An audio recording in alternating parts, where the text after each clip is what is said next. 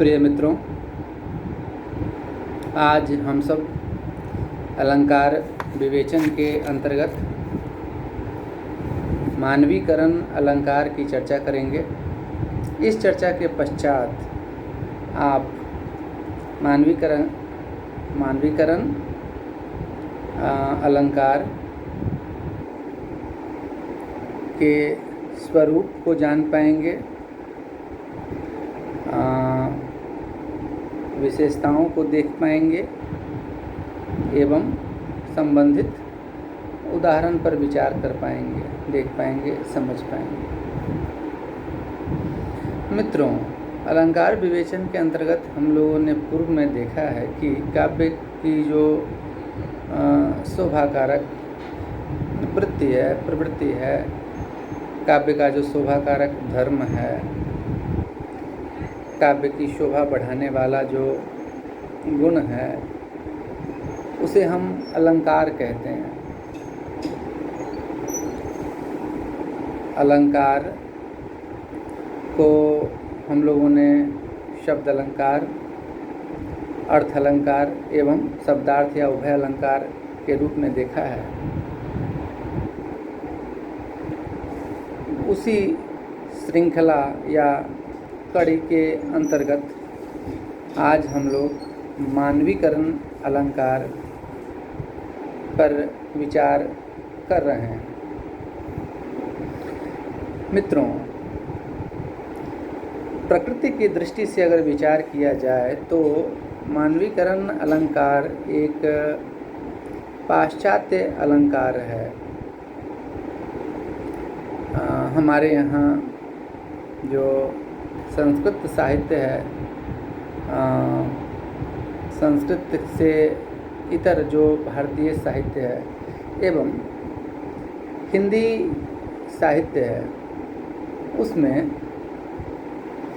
ऐसा नहीं है कि मानवीकरण अलंकार का प्रयोग नहीं हुआ है, किंतु एक अलंकार के रूप में मानवीकरण अलंकार का विशेष रूप से जो प्रयोग हुआ आधुनिक साहित्य के अंतर्गत, वह पाश्चात्य साहित्य में हुआ है। और यही कारण है कि मानवीकरण अलंकार को हम सब पाश्चात्य अलंकार का एक रूप मानते हैं। जैसा कि नाम से ही स्पष्ट है, मानवीकरण यानी कि मानवीय रूप, मानवीय क्रिया प्रतिक्रिया,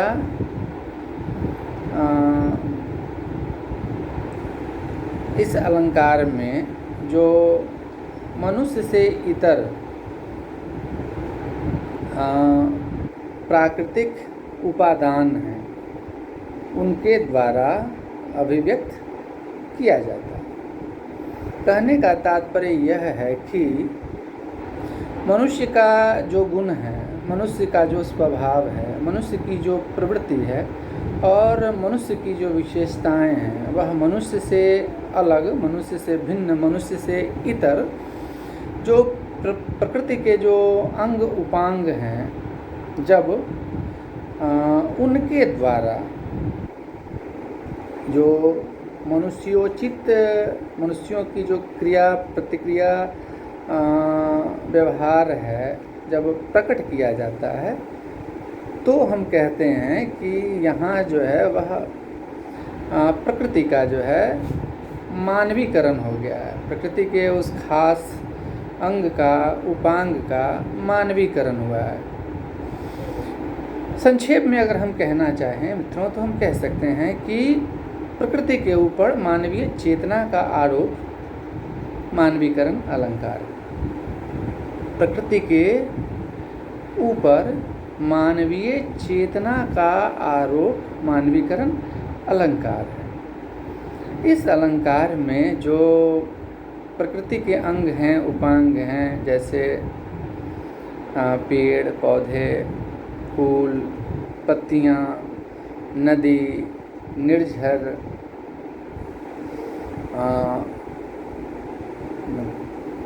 पशु पक्षी इत्यादि ये मनुष्य से मानव से भिन्न है, किंतु साहित्य में, काव्य में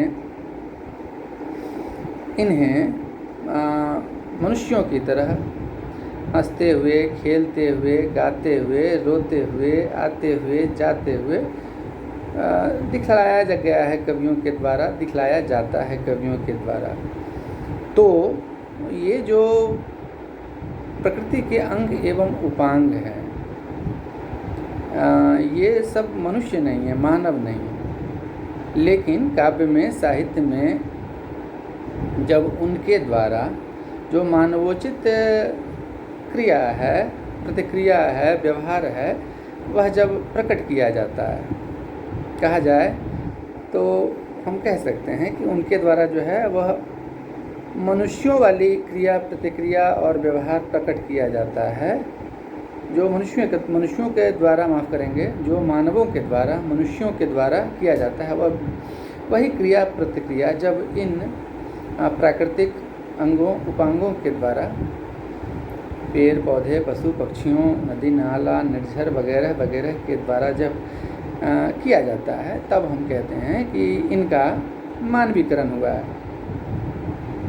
और काव्य में या साहित्य में यह जो है मानवीकरण अलंकार के अंतर्गत आता है।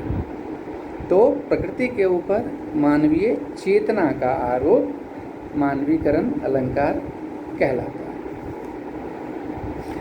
अब मित्रों, हम लोग मानवीकरण अलंकार के कुछ उदाहरण देख लें। जो पहला उदाहरण है वह है मेघ आए बन ठन के सज संवर के। मेघ आए बन ठन के सज संवर के। अब बनना, ठनना, सजना, संवरना, यह जो है वह मनुष्यों का गुण है, मनुष्यों का कार्य है। बनते हैं, ठनते हैं, सजते हैं, संवरते हैं। पुरुष बनता ठनता है और महिलाएं सजती हैं, संवरती हैं। तो ये जो क्रियाएं हैं, बनना, ठनना, सजना, संवरना, ये मनुष्यों की क्रियाएं हैं, मानवों की क्रियाएं हैं। किंतु यहाँ मेघ, जो प्रकृति का एक अंग है, बादल, ये बन के, ठन के और सज संवर के आए हैं। तो ये जो है यहाँ पर हम देखते हैं कि मेघ या बादल के द्वारा जो है वह मनुष्य, स्त्री एवं पुरुष की जो बनना, ठनना, सजना, संवरना जो क्रिया है, जो व्यवहार है वह किया जा रहा है, दिखाया जा रहा है। इसलिए हम कह सकते हैं कि यहाँ मेघ आए बन ठन के सज संवर के, इस पंक्ति में मानवीकरण अलंकार है। मेघ का, बादल का मानवीकरण किया गया है। दूसरा उदाहरण, फूल हंसे कलियां मुस्काई। फूल एवं उसका अविकसित रूप कली, ये दोनों मनुष्य नहीं है, मानव नहीं है, लेकिन इनको हंसते हुए, मुस्कुराते हुए दिखाया गया है। हंसना, मुस्कुराना जो है वह मानवोचित, मानवीय क्रिया है। और इसलिए यहाँ पर जो है हम देखते हैं कि मानवीकरण फूल और कली का किया गया है। इसलिए यहाँ मानवीकरण अलंकार उपस्थित है। जो तीसरा जो उदाहरण है, इस पर हम लोग पूर्व में भी रूपक अलंकार के अंतर्गत विचार कर चुके हैं, किंतु यहाँ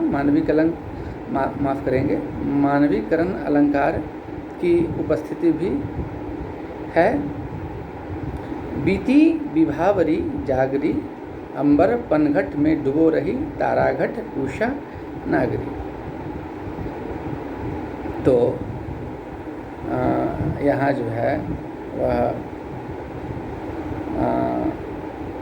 तारा को घट, उषा नागरी, उषा यानी जो है प्रातः उषा पर जो है वह उषा को जो है जागना, ये मनुष्य की, मानव की क्रिया है। जागना, सोना जागना जो है यह मनुष्य की, मानव की क्रिया है। और उषा प्रातः को नागरी के रूप में चित्रित किया गया है और उसे जागते हुए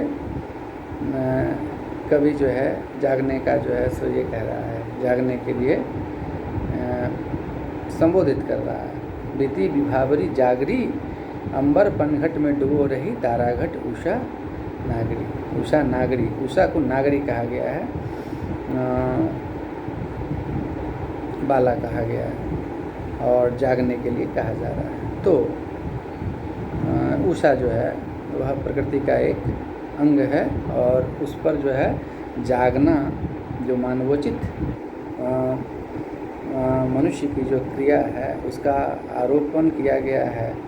इसलिए यहाँ हम देखते हैं कि मानवीकरण अलंकार की उपस्थिति। मित्रों, एक बार पुनः हम लोग दृष्टि डाल लें कि प्रकृति के ऊपर मानवीय चेतना का आरोप मानवीकरण अलंकार कहलाता है और उसके उदाहरण हैं मेघ आए बंठन के सच संवरखे, फूल हंसे कलियाँ मुस्काई और बीती विभावरी जागरी, अंबर पनघट में डुबो रही, ताराघट उषा नागरी। बहुत बहुत धन्यवाद आप सबका।